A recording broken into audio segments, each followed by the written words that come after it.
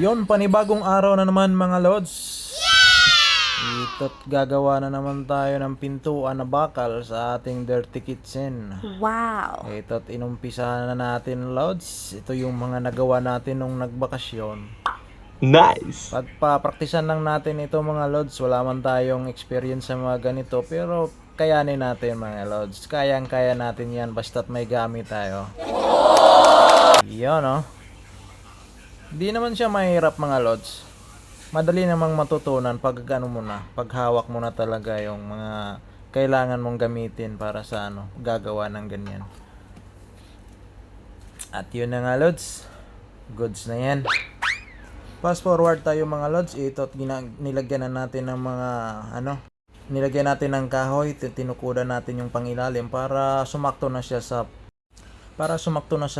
kanyang paglalagyan natin mga lods. At ayan na mga lods, ispatan na natin umpisa na natin yung pagkakabit dun sa kanyang paglalagyan sa may pader mga lods, para siya ay maano na sa kanya talagang pwesto. At yan oh, sino ba naman ang mag-aakalang kayanin mo yan kahit hindi mo pinag-aralan, di ba?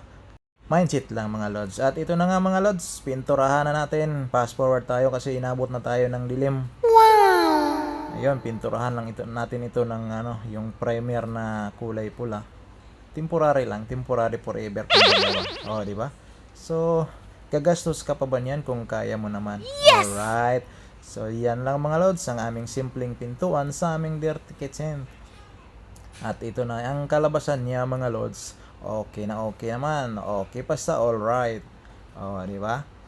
Yun lang mga lods. Thank you for watching. Follow for more.